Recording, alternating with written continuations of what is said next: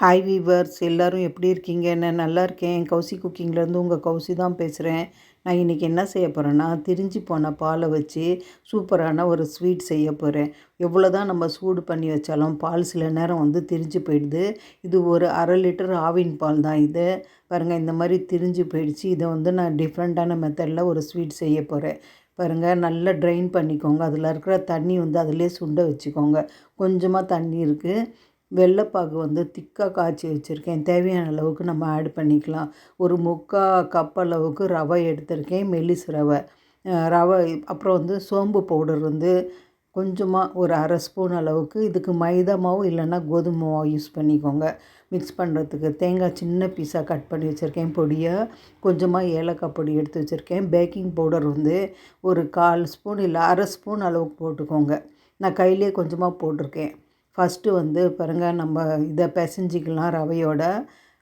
இதை பாருங்கள், இந்த பிளேட்டில் போட்டுக்கிறேன். அப்படியே கட்டி கட்டியாக இருக்கும். கையிலே நல்லா உடச்சி விட்டுக்கலாம்.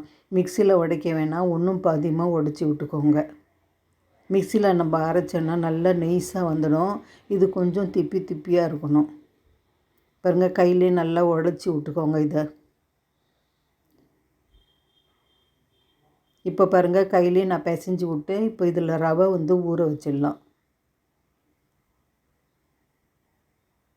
நல்லா கலந்துட்டு ஒரு 5 நிமிஷம் மூடி போட்டு வச்சிடலாம். இந்த ரவை கொஞ்சம் நல்லா ஊறி வரட்டும். அதுக்கப்புறம் நம்ம கோதுமை மாவு இல்லைன்னா மைதா மாவு ஏதாவது ஒன்று நீங்கள் மிக்ஸ் பண்ணிக்கோங்க. இதுக்கு வெல்லம் நான் தேவையான அளவு போட்டு மிக்ஸ் பண்ணி வச்சிடுறேன். வெல்லம் நான் திக்காக காய்ச்சி வச்சுருக்கேன். கொஞ்சமாக தண்ணி போட்டு உங்களுக்கு எவ்வளோ ஸ்வீட் வேணுமோ அதுக்கு தகுந்த மாதிரி நீங்கள் போட்டுக்கோங்க. பாருங்கள், இந்த அளவுக்கு வந்தது. இது கொஞ்சம் மூடி போட்டு வச்சிடலாம். ஒரு 5 நிமிஷம் வைங்க. அப்புறம் ரவைலாம் நல்லா ஊறி கொஞ்சம் கெட்டியாக வரும் மாவு. அதுக்கப்புறம் நமக்கு எவ்வளோ மைதா மாவோ இல்லை கோதுமை மாவு தேவையோ அதை மிக்ஸ் பண்ணிக்கலாம். பாருங்கள், இந்த அளவுக்கு இருக்குது கொஞ்சம் தண்ணியாக. நான் இன்றைக்கி மைதா மாவு எடுத்திருக்கேன். கோதுமை மாவு கூட நீங்கள் மிக்ஸ் பண்ணி செஞ்சிங்கன்னா சூப்பராக வரும். கொஞ்சமாக பேக்கிங் சோடா, பேக்கிங் பவுடர் கொஞ்சமாக நான் போட்டுக்கிறேன். சோடா இல்லை, பவுடர்.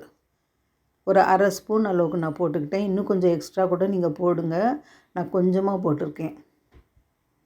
சோம்பு தூள் கொஞ்சமாக போட்டுக்கிறேன். ஒரு 1/2 ஸ்பூன் அளவுக்கு. சோம்புத்தூள் போடுறதால நல்லா வாசனையாக இருக்கும். நம்ம ஏலக்காவும் போட்டிருக்கோம். சோம்பு போட்டு செஞ்சு பாருங்கள். சோம்பு நான் முழுசாக போட்டால் குழந்தைங்க சாப்பிட மாட்டாங்க. இந்த மாதிரி பவுடராக போட்டுருங்க. அது நல்லா மிக்ஸ் ஆகிடும். பாருங்கள், நல்லா பிசைஞ்சு விட்டுக்கோங்க. நல்லா பாருங்கள், இந்த அளவுக்கு நல்லா பிசைஞ்ச வரணும். நல்லா கெட்டியாக பிசையாதீங்க. பாருங்கள், இந்த அளவுக்கு நீங்கள் பிசைஞ்சால் நம்ம பால் போட்டிருக்கோம் இல்லையா, திரிஞ்ச பால், அதனால் இந்த மாதிரி தான் வரும். இதுக்கு திக்காக வேணாம். இது அப்படியே பிசைஞ்சிட்டு கொஞ்சமாக எண்ணெய், ஒரு 4 ஸ்பூன் எண்ணெய், 1 ஸ்பூன் நெய் போட்டுக்கலாம். இந்த மாதிரி மிக்ஸ் பண்ணுறதால ஆயிலும் நெய்யும் கொஞ்சம் சாஃப்டாக வரும். நீங்கள் 4 ஸ்பூன் நெய் கூட போடலாம். நான் 4 ஸ்பூன் எண்ணெய், 1 ஸ்பூன் நெய் போட்டிருக்கேன். டோட்டலாக ஒரு 5 ஸ்பூன் அளவுக்கு.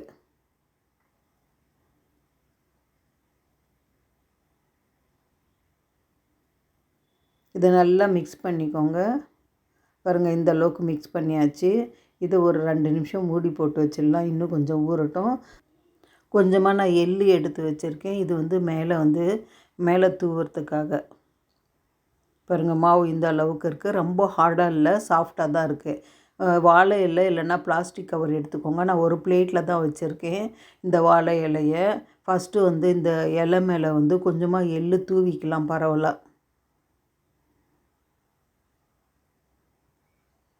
தூவிட்டு இப்போ நம்ம எடுத்துருக்கோம் இல்லையா டவ், அதை 3 போர்ஷனாக பண்ணிக்கிறேன். ஒரு 1/2 இன்ச் அளவுக்கு திக்னஸாக நம்ம தட்டி எடுத்துக்கலாம். ரொம்ப மெலிசாக தட்டாதீங்க, ஹார்டாக வந்துடும். ஒரு 1/2 இன்ச் அளவுக்கு இருக்கணும். நீங்கள் பேக்கிங் பவுடர் கொஞ்சம் எக்ஸ்ட்ரா கூட போட்டுக்கோங்க. நான் ரொம்ப கம்மியாக போட்டேன். இன்னும் கொஞ்சமாக கூட நீங்கள் போட்டுக்கலாம்.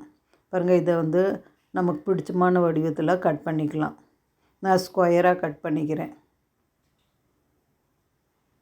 இது சப்பாத்தி கல்லில் தேய்க்க முடியாது, ஒட்டிக்கும் அப்படியே. அதனால தான் நான் இலை இல்லைன்னா பிளாஸ்டிக் கவர் யூஸ் பண்ணிக்கோங்க.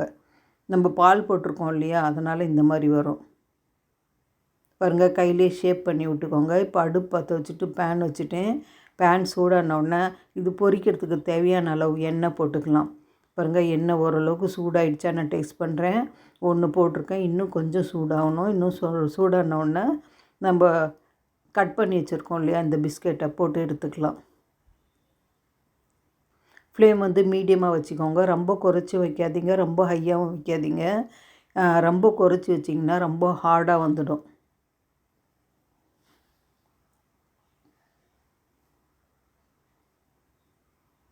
பாருங்கள் அது வேகிற வரைக்கும் அடுத்த பாலை வந்து நம்ம ஷேப் பண்ணிக்கலாம்.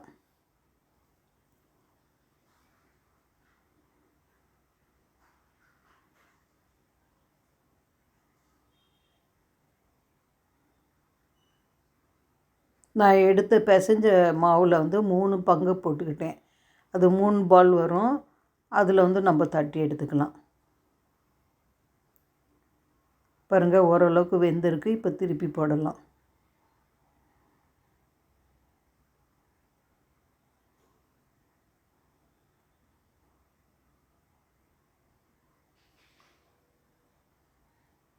மைதா யூஸ் பண்ண பிடிக்காதவங்க கோதுமை மாவில் இந்த பிஸ்கெட் செஞ்சுக்கோங்க.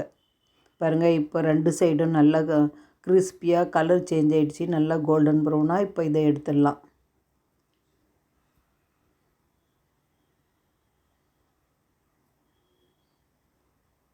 இப்போ அடுத்து ஈடு போட்டுக்கிறேன். பாருங்கள் அடுத்து ஈடும் போட்டு ஒரு சைடு வெந்து வந்துடுச்சு. அடுத்த சைடு திருப்பி விட்டு அதையும் எடுத்துக்கிறேன்.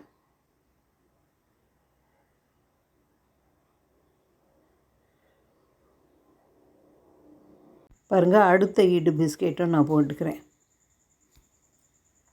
இதையும் வந்து நம்ம அதே மாதிரி 2 சைடும் கோல்டன் ப்ரௌனாக பொரித்து எடுத்துக்கலாம். அவ்வளோதான். இது ரொம்ப ஈஸியாக செய்யலாம். கொஞ்சம் நேரம் ரவை ஊறணும். அவ்வளோதான். ஊறினோடனே பாருங்கள் கொஞ்சம் நேரத்துலேயே இந்த பிஸ்கெட் ரெடி ஆகிடுச்சு. இதை கஜூரான்னு சொல்லலாம், இல்லை பிஸ்கெட் சொல்லலாம், எப்படி வேணாலும் சொல்லிக்கோங்க. இது ரொம்ப சூப்பராக இருக்கும். நம்ம பன்னீரில் செஞ்ச மாதிரி இருக்கும். ரொம்ப நல்லாவும் இருக்கும். நம்ம திரிஞ்சு போன பாலை எப்போவுமே கொஞ்சமாக தேங்காயும் ரவையும் போட்டு சுண்டை வச்சு சர்க்கரை போட்டு சாப்பிடுவோம். இந்த மாதிரி கூட நீங்கள் செய்யலாம். அதில் இந்த மாதிரி நீங்கள் செஞ்சிங்கன்னா ஒரு 4-5 நாள் கூட நீங்கள் வச்சு சாப்பிட்லாம், கெட்டு போகாது. இந்த மாதிரி நீங்களும் செய்யுங்க. பாருங்கள் எவ்வளோ சூப்பராக வந்திருக்கு. இதை நீங்கள் கோதுமை மாவு வச்சு செஞ்சிங்கன்னா ரொம்ப ரொம்ப சாஃப்டாக வரும். நீங்கள் பாருங்கள் ஒரு 2 நாள் 3 நாள் கூட குழந்தைங்களுக்கு வச்சு கொடுக்கலாம். நான் பிச்சு காமிக்கிறேன் பாருங்கள். நல்லா சாஃப்டாக வந்திருக்கு. இந்த மாதிரி நீங்களும் செய்யுங்க. என் சமையல் உங்களுக்கு பிடிச்சதுன்னா கௌசி குக்கிங் சேனலுக்கு லைக் பண்ணுங்கள், கமெண்ட் பண்ணுங்கள், ஷேர் பண்ணுங்கள்.